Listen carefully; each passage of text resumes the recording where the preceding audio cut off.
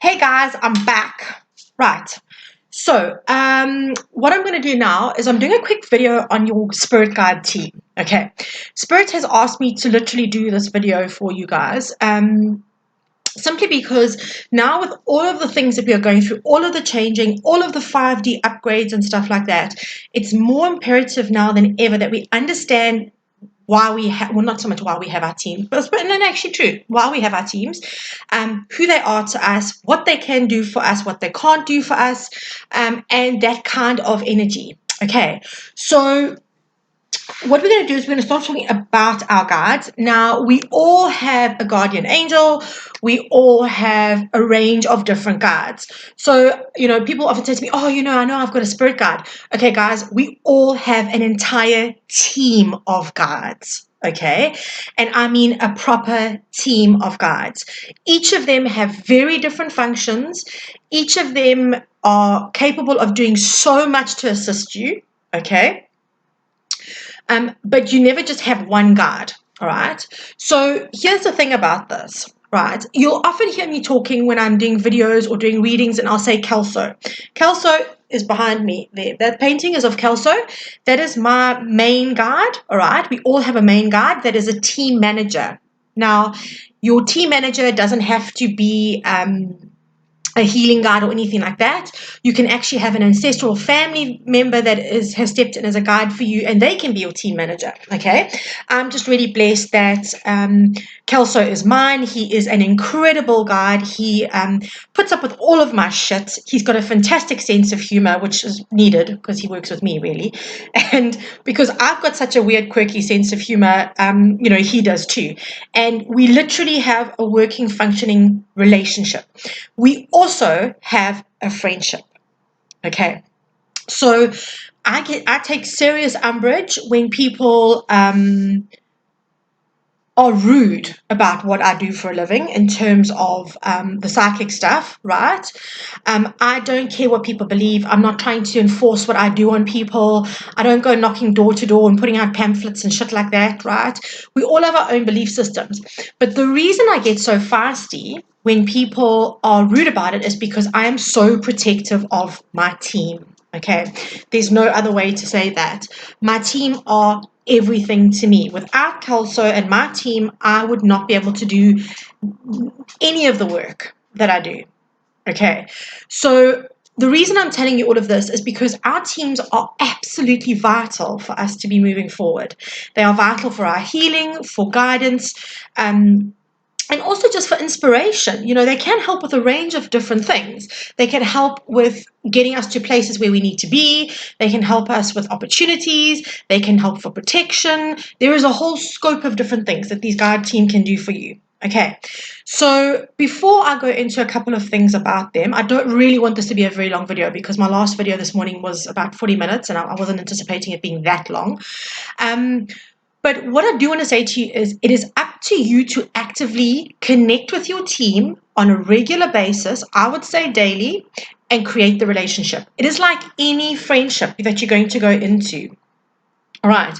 It is not about them just going to being there at your beck and call. If you are going to go into this thinking you are their boss, you are going to be very, very sorely mistaken. They are there to help you and to assist you and to guide you. They are not there to cater to your every whim. All right. They cannot change what we have created through free will. Right. Even angels, when you call for angel assistance, angels need you to ask for help. They cannot just step into situations and assist you. You actively have to ask for the help in order for you to get what you are requiring. Fact, hands down. Okay. So what I want to say about all of this energy around the spirit teams is that you do need to be able to connect with them and actually and create a relationship with them. I mean, I often, like when I do my spirit guide readings, I always tell this story because it's one of my favorite stories about Kelso. Is that the one night I was still living in Drummond and there was a really horrific noise outside my door.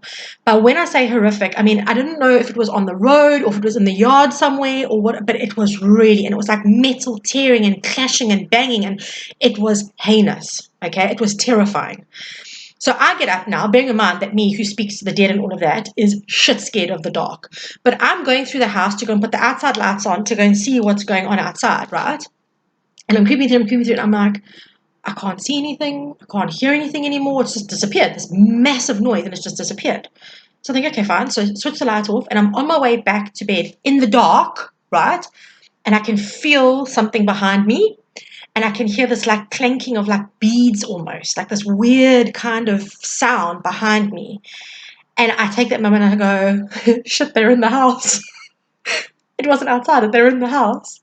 So I do what I do best. I hoof it out of there like little Miss Piggy on steroids. I was out of there, let me tell you. And as I start running to get to my bedroom, not that I could lock the door or anything, there wasn't a key, but we'll go with that. I get there and I just hear Kelso, and he is killing himself laughing behind me. He thinks that this is the funniest thing. He decided, because he saw what was going down, he decided to play a trick on me, and he was like walking behind me and clanking his beads, his mala beads, behind me, but not showing himself to me. So, because normally I can see him, he wasn't showing himself to me. He was just like walking behind me, clanking beads, terrifying the living bejesus out of me, because he thought it would be a fun entertainment at like 1 o'clock in the morning. So the reason of the story is that we have a friendship. He is not staff. Okay. You cannot approach your spirit team thinking that they are staff. They are not your staff. Okay. They have signed a soul contract with you to assist you through this for whatever reason. Okay, so please be very clear on that. Have a relationship with them. And I don't care how crazy you think you're feeling, have conversations with them, because you will learn over time to hear them more clearly and to understand what they are trying to say to you. Okay, so first and foremost, right, our guides are important to us because they are there to assist us, they are there to guide us. But we have a whole range of guides. We have a gatekeeper guide. Our gatekeeper card is when you're going into meditation, I don't care who you are, portals open. Okay, portals open when you are connecting with the spirit realm. Your gatekeeper guide is there to ensure that nobody comes through that is not for your highest good. But you need to activate that. You need to ask for that. Okay, so you can then actively work with him. He's also there to allow opportunities into your space.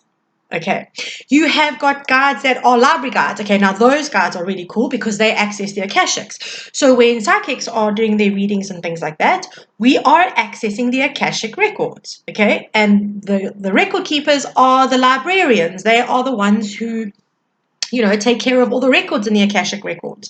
And for those of you who don't know what the Akashics are, it's basically like a massive library. This is very simplistic, I'm just putting it out there, but it's a massive library that contains every single soul's, every single lifetime.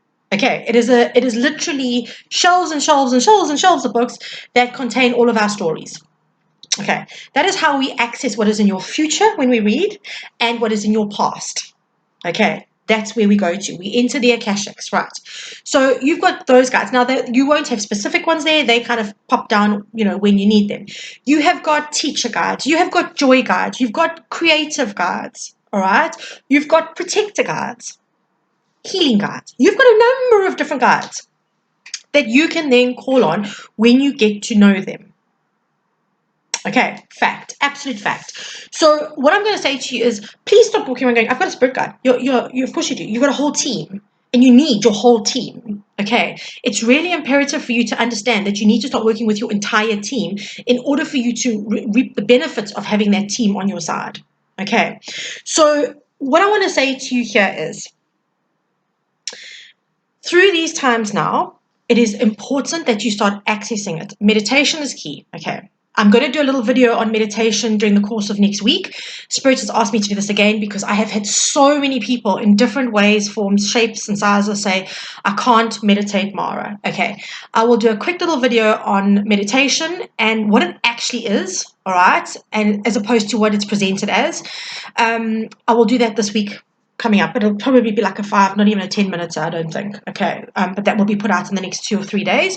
What I want to say to you here is, if you do not know your guides, make the time to get to know them. Okay.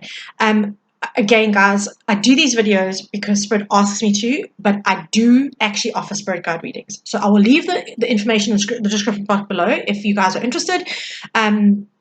But it is an easy and accessible way to contact your guides, getting to know a few of them. They will step forward when you need them. Okay, so whatever guides you need for this part of your journey will come forward. I also offer a session where you personally get to work with your guides and learning how to do that. Okay, so I'll leave it in the description box below as well, the first and second links. But what I want to say to you is that our connection with our guides is invaluable. Okay, Kelso, I would not be able to do what I do. Not everybody does the work that I do. But when we are getting to crossroads in our lives, or when we're needing guidance, or when we are feeling stuck, that's the team we need to turn to. Okay. And also, when working with our guides, our intuition and our connection to our higher self is stronger. It really does strengthen when we do that. So, what I'm going to say to you here is start looking at what different guides you've got. Do some research. If you don't want to do sessions, that's absolutely fine. You can do some research. You can have a look and see what they've got. Guides are not really pedantic about what you call them. So, like, for example, the gatekeeper guide is quite an elusive one. He doesn't often present his name. I very seldom get names for him in readings, but he's a very important one. So what I'm going to say to you is when you're working, so just call on your gatekeeper. You have one, and he's there for your entire life. Okay, that's the other thing. Some of your guides are there for your entire life, and some of them are there for different times and spaces. So we can release our guides from contracts. But now this comes with a massive disclaimer. Okay, and I'm going to say this to you. Do not say you didn't warn me, Mara. I am warning you now. You do not go in and willy-nilly fire your guards. Okay, that is the most ridiculous thing you could possibly do for yourself, and it will only cut off your nose to spite your face. Guards cannot make shit happen for you. Okay, in the sense that if you are manifesting something in specific, like if you're manifesting love, okay, they can only do so much to get you there.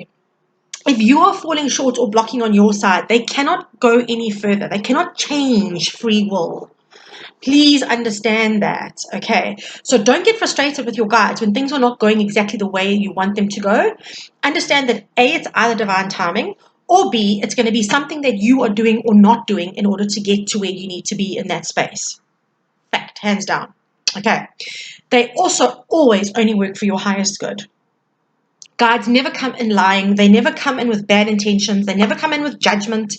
Okay, well, Kelso gets a bit judgy with me, but we've actually got a friendship. He'll often sit there and go, like, really, Mara, seriously, is that what you're going to say? And I'm like, but other than that, they are really not like that, okay? They are there pure energies to assist us, okay? You cannot have an ascended master or not that you cannot have, it's unusual to have an ascended master and you don't get deities as your guides, okay? You can invoke both parts of those. You can invoke ascended masters and you can invoke deities. They are not there for your pleasure, though. They're not there to kind of be at your beck and call, in the sense that they don't stay as part of your team. Okay, but you're more than willing to and able to, and they're more than willing to help you when you invoke them at any given point in time. Okay, so please understand the difference between ascended masters, deities, and guides. There's a big difference between them. We are able to access the former two, the latter is there specifically for us. Also understand before you're wanting to fire higher and all of that, the guides that you've signed on have come in with very, very, very specific abilities that are there to assist you in your specific life lessons. That's exactly why they've been signed on the contract. Okay, so recently I have been doing a lot of meditation. I've been accessing my lives in Atlantis and Lemuria, and for the first time ever, right, I sat down with my team and I had a team meeting. And I said, are there any of you who have actually ended your contract? Have you done what you've needed to do? Like, is it time for you to be set free with gratitude and love and so much joy and appreciation in order for new team members to step in? And a few of my team members said, Mara, we're done. We are actually done. And I was like, are you wanting to move forward? And they were like, we really are needing to move forward now. And it was the first time in 7 years I've ever done this. And listen to how I spoke to them, because this is exactly how I spoke to them. And I said to them, I release you from your contract with me with gratitude, love, grace, just with everything I can send you, the greatest of love for everything you've brought to my table, right? And I released them. The next day I was in meditation. And what happened? a set of Lemurian healers stepped forward and have stepped into my space as part of my team to assist me when I'm doing healings. Right. So, and their healing sessions are powerful. It's like a whole different level that I'm guessing some of my team members couldn't bring to the table. Okay, well, Lemurians just vibe at a whole different frequency. So why I'm telling you this is because sometimes it's necessary to clear out the old, but it's how we manage it, and we don't do it because we're throwing a tantrum and we're not getting what we want and how we want it. We do it because I've been working with my team solidly for 7 years. Okay, I know I've leveled up a lot. I've grown, I've healed, I've done all of that. Are there any of you who are needing to move forward now? Is there anybody else who can step in and assist me? Okay, so please just be very careful when you speak to your guides. You do not demand, you request with absolute gratitude for for the help that they bring to the table. Okay, there is a very specific energy that needs to be carried around your work with your guides. I can laugh and joke and say that, you know, Kelsey can be an a-hole sometimes and all that, but when it comes to it, I am cognizantly aware that without that guide, I am nothing. I am not able to do any of the work that I do. He is so specific at managing me and my team that he is absolutely phenomenal. And for that, I would be hard pressed to replace him, if ever. Okay, he is one of my constant guides. He's my life guide and my main guide. So I would never want to replace him anyway. But what I'm saying is, there is a level of reverence and absolute, and I have to be honest, absolute sacred gratitude for what he does for me. Okay, so please be aware of the energies you are working with when you're working with your team. Okay, guys. I just wanted to give you, I know it's quite a lot of information in a very short space of time, but Kelso and the team have said that you guys need to be aware that you have got more people available to you. Your teams are in the background chomping at the bit, trying to get to you and trying to get to assist you in what you are needing. All right. And a lot of us are not seeing it because we don't know that the whole team is available to us. All right. We think we're stuck with one guard. And one guard can do so much, but they only have a very specific set of skills. So, guys, I'm really hoping that this helps you out there. I'm really hoping that you start doing some research, getting into it, spending some time with your guards. Okay. Remember that most guards, 99.9%, in fact, all of the guards that I've come across, are all, besides the animal ones, are all they've all been human. They've all lived human lives. They understand the 3D still, which is what makes it such an inspiring connection, such an incredible connection, because they still understand. It's not like we talk about spirit and the great yonder. It's not like they don't understand the human aspect of it. They have been human. And they retain part of that in order to assist us in this human school that we're in. Okay, so I'm sending lots of love. Last video for today. I've got more coming out this week. Although saying that, last face-to-face video anyway, I've got 2 readings that I'm going to be doing later when the lighting is a bit better, and I'll be putting that out. It's the 8/8 portal, which is a big one that's coming up in this week, and the August update, the energy update for August. For the month, and what kind of energies we're looking at. Okay, so if you're not on my reading channel, the link is below in the description box. Just give it a subscribe, and then you get notifications for all the different readings that are coming out. Okay, guys. So big loves. Enjoy the rest of your Sunday, and I will catch up with you soon.